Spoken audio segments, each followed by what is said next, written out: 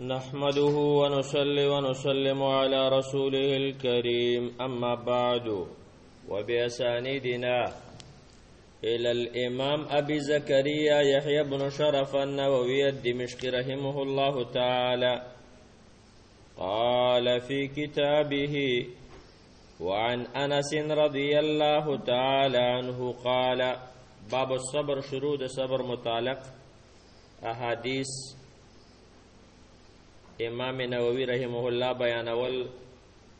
راورسید من حدیث دا انس رضی اللہ عنہ تا انس رضی اللہ عنہ فرمائی مر النبی صلی اللہ علیہ وسلم بامرات تبکی تیر د نبی رسول الله په یو خزبانه چې جړلې عند قبر عند یو قبر سرا وقال ورتوی فرمایل اتق الله د الله نبی رګ واسبری صبر کوا وقال تخذ ورتل الیک عني زمان لرشا فإنك لم تصب بمصیبتی تا ته زما د مصیبت په شام مصیبت نه دی رسیدلې ما باندې خو مصیبت راغله دی ولم تعرفه او ته په دې خبر نه ته په دې نه پويږي وقيل لا د خزي ته ویل شو انه النبي صلى الله عليه وسلم یقینا دا نبی علیہ السلام چې تا ته خبر وکړه او تا ول جواب ورک فاتت باب النبي صلى الله عليه وسلم دا خزه د نبی رسول الله دروازې تراله فلم تجد عنده بوابین من دای نکړه داغي په خوا کې څوکیداران وقالت اخذي ولم عارف ک یا رسول الله تمانوي پیژندلې زمانہ په دې باندې خپن شي فقال نبی رسول الله مرته فرمایل انما الصبر عند الصدمه الاولى یقینا صبر پیدا کوي په اول کرته عند الصدمه الاولى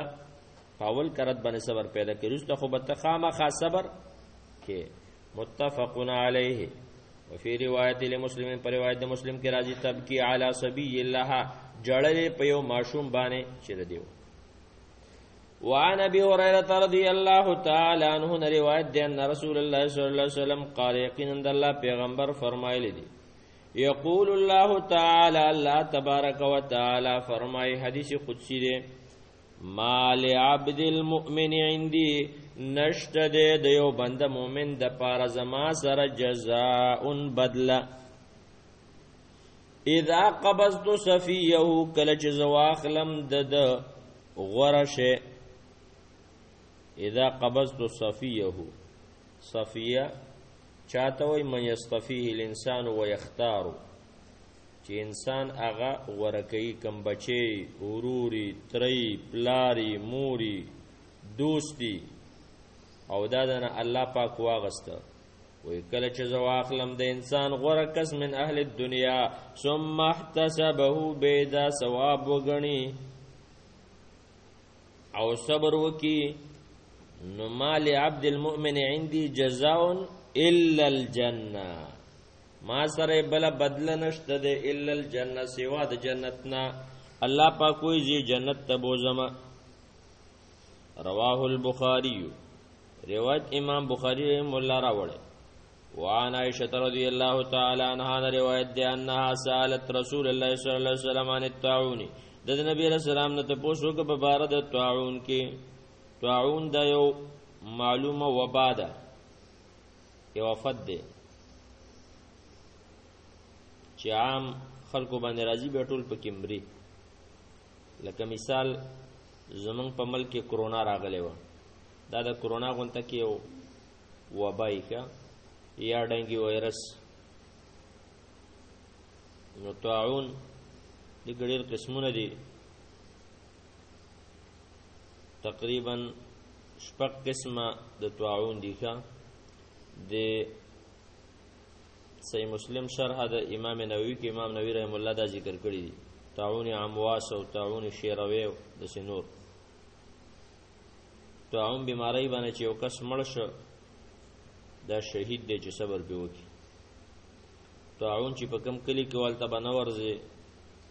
او چې کم کلی باندې راغی تخته بتنه دا عائشہ رضی اللہ عنہا روایت دی ان سالت رسول الله صلی الله علیه وسلم طاعون هغه د نبی رسول الله طاعون په باره کې تاسو وکړه واخبارها نبی علیہ السلام د خبر ورکنه کان عذابا چې دا عذاب د الله دی یبعث الله تعالی علی من یشاء الله یې را لېږي په چا چې وغواړي فجعله الله تعالی رحمتا للمؤمنین وګرځي الله تعالی دا رحمت د پاره د ایمان والو فليس من عبد نشته او بنده قوف الطاعون چې واقع شي په طاعون کې فیم کوسو فی بلده دا وخت یې په خپل کلی کې صابر محتسبه صبر کوونکې او ثواب ګڼونکې یعلم پویږي انه چې یقینا لا یصيبه نرسیږي ته الا ما كتب الله له مگر هغه چې الله دې تلیکلی الا کان له مگر وي بد پاره مثل اجر الشهید پشان د اجر د شهید الله دې دومره اجر ورکړي لکه د شهید رواه البخاری طاعون بیماری کې چې څوک مړ شه دا څوک د څنګه دی شهید وعن انس رضی الله عنه روایت ده قال فرمایدا سمعت رسول الله صلی الله علیه وسلم یقول ما د الله د پیغمبر نو ورېدلی چې فرمایله ان الله تعالی قال یقینا الله رب العالمین فرمایلی دی ذبتولیت عبدی کله چې زم مبتلا کوم خپل بنده امتحان وکم په خپل بنده باندې به حبیبته په دو محبوب شینو باندې مراد د دین استرګی دی ښه فصبراو دا په صبر وکي اوستو منهم الجنه زولای وس کی جنت ورکم حبیبته معنی یرید امام نووی معنی کې یرید عینه دنه مراد څه دي سترګې رواه البخاری کله چې بخاری مسلم راته یا متفقون علیه نو ال تدی ته ضرورت نشته چې مونږ وایو چې اسناده صحیح و خو شو کنه